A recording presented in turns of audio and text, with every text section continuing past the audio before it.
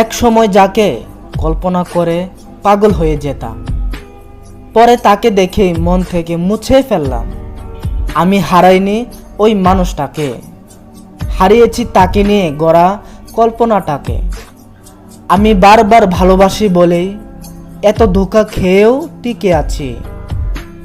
আমি প্রেমিকটা নিঃস্ব হলেও মাথা উঁচু করে শান্ত হয়েই বাঁচি।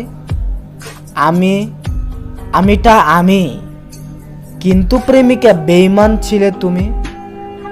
একতরফাই ভালোবাসা, নিঃস্বার্থ টান। ওই প্রেমিকা, আমি দূর থেকেই করি অভিমান।